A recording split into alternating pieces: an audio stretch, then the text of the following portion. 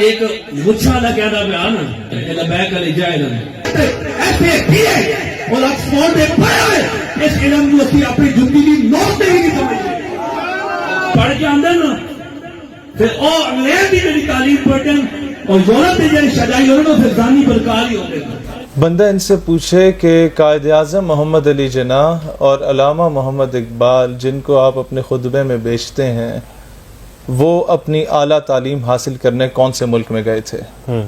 کیا اس مولوی صاحب کا فتویٰ ان پہ بھی صادر ہوتا ہے؟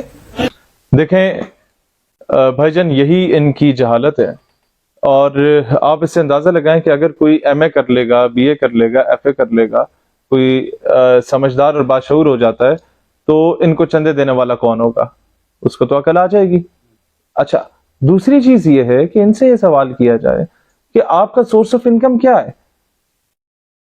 علماء کا ہم بہت احترام کرتے ہیں، لیکن کچھ ایسے جاہل ہیں جو نہ کوئی بزنس ہے، نہ کوئی نوکری ہے، کوئی کاروبار نہیں، بس مریدوں کے نذرانے 10-15 ہزار روپے انہیں دیں اور جو مزید بلوانا چاہیں وہ آپ ان سے بلوا سکتے ہیں۔ ہم چاہتے یہ ہیں کہ عاشقان رسول صلی اللہ تعالیٰ علیہ وآلہ وسلم جو ہیں وہ they should become army officer, وہ بیوروکریٹ بنے، وہ جو ہے جج بنے، اور وہ سسٹم میں جا کے کام کر سکیں اسلام اور پاکستان کے دفاع کے لیے پریکٹیکلی۔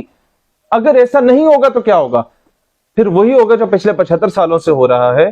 وہ یہ ہو رہا ہے کہ کوئی الٹی سیدھی حرکت ملک میں ہوتی ہے اور دھرنے دیے جاتے ہیں، لوگ شہید ہوتے ہیں، پریکٹیکلی کچھ بھی امپلیمنٹ نہیں ہوتا۔ اس کا سلوشن یہ ہے کہ عاشقان رسول، اسلام اور پاکستان کا درد رکھنے والے لوگ اپنے بچوں کو پڑھا کے سسٹم میں بھیجیں۔ اب یہ صاحب کہتے ہیں کہ جناب ایم اے بی اے یا آکسفورڈ کی ڈگری کو میں جوتے کی نوک پہ رکھتا ہوں، تو اس کا مطلب کیا ہے؟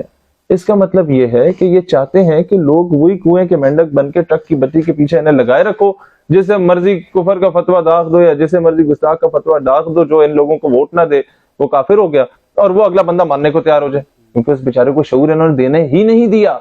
وہ باشعور ہو جائے تو ان کے مریدوں میں کمی آ جائے گی۔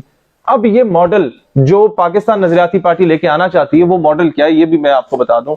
مدارس پالیسی جو ہم لوگ لے کے آنا ہے، بلکہ اس سے پہلے میں بتاؤں، جس دن ہماری گورنمنٹ آئی یا جس دن ہمارا ایک بندہ بھی اسمبلی میں چلا گیا، ہم نے کہنا ہے کہ جتنے بھی بڑے آستانے ہیں ان پہ جو چندہ اکٹھا ہوتا ہے، اس چندے سے آپ یونیورسٹیز بنائیں۔ Baba Farid uddin university of science and technology, Data Ali Hajveri university of science and technology, Baba Fazal Shah Kalyami university of science and technology, جہاں درس نظامی بھی ہو اور جہاں پر ملک کا مستقبل کا آرمی آفیسر، بیوروکریٹ اور جج بھی بنے۔ آپ دیکھیں ملک میں ایک انقلاب برپا ہوگا، ایک خاموش انقلاب برپا ہو رہا ہے۔ یہ ہمارا ماڈل ہے۔ دوسرا، مدارس پالیسی کیا ہے؟ ہم لوگ یہ پالیسی لے کے آ رہے ہیں کہ تمام مکاتب فکر کے جو مدارس ہیں، اور کچھ سے میری بات ہوئی اور وہاں پہ امپلیمنٹ بھی ہو گیا، دعوت اسلامی والوں نے اسے امپلیمنٹ کیا، منہاج القرآن والوں نے اسے امپلیمنٹ کیا، بھیرا شریف والوں نے امپلیمنٹ کیا، جامعۃ الرشید والوں نے امپلیمنٹ کیا، بنوری والوں نے امپلیمنٹ کیا۔ وہ کیا ہے؟ Language courses. آپ درس نظامی کی ڈگری تب تک نہ دیں جب تک یہ فرانسیسی، انگریزی یا فارسی یا رشین یا چائنیز لینگویج نہ سیکھیں۔ ان میں سے کوئی ایک لینگویج اپنی مرضی کی سیکھ لیں۔ اب اس سے ہوتا کیا ہے؟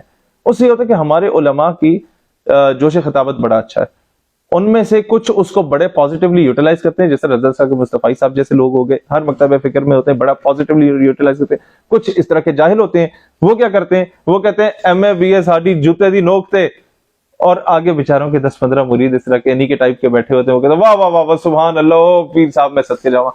تو ہوتا کیا ہے؟ اب یہ ماڈل یہ ہے کہ آپ جب لینگویج کورس کمپلسری کر دیں گے تو جو عالم دین ہے وہ جو اسلام بیان کرے گا اس سے آدھا چین مسلمان ہو سکتا ہے، آدھا یورپ مسلمان ہو سکتا ہے، آدھا فرانس مسلمان ہو سکتا ہے، اور گستاخوں کو ان کا مقابلہ کرنے والے اس کے ملک میں مل جائیں گے۔ پاکستان کے علماء کا جو ایک سپیکنگ پاور ہے دنیا میں سب سے بہترین ہے، انڈیا کے علماء کی، بنگالی علماء کی۔ اس سے یہ بینیفٹ ہے کہ آپ اسلام کی ترویج میں کردار ادا کر سکتے ہیں۔ دنیا کیتھولک، پروٹیسٹنٹ، آرتھوڈاکس سے ہٹ چکی ہے، عیسائیت سے ہٹ چکی ہے۔ انڈیا میں پی کے مووی آ گئی، اس کا مطلب ہے کہ وہ اپنا مذہب چھوڑ رہے ہیں۔ بھگوان کا اگر وہ مذاق اڑا رہے ہیں اس کا مطلب ایتھسٹ ہو رہے ہیں، وہ کسی مذہب پہ بلیو نہیں کرتے۔ وہ کرسچن جو اپنا مذہب چھوڑے وہ کہتے ہیں خدا ہے ہی نہیں۔ تو اس کو کون جو ہے وہ جا کے کنونس کر سکتا ہے؟ وہ ہمارا عالم کر سکتا ہے۔ اس کے لیے کاؤنٹر ایتھیزم کا کورس ہم لوگ انشاءاللہ متعارف کرائیں گے درس نظامی میں، جس سے آدھی دنیا پرو اسلام ہو جائے گی اور پاکستان کی وجہ سے پرو پاکستان بھی ہو جائے گی ہمارے علماء کی طرف سے یہ کام کر کے۔ اور یہ کرنا کیوں ضروری؟ دیکھیں جب تک ہمارے نظریے کے لوگ سسٹم میں نہیں جاتے، اسمبلی میں نہیں جاتے، آفیسرز نہیں بنتے فورسز کے، بیوروکریٹس نہیں بنتے، ججز نہیں بنتے، تو کیا ہوتا ہے؟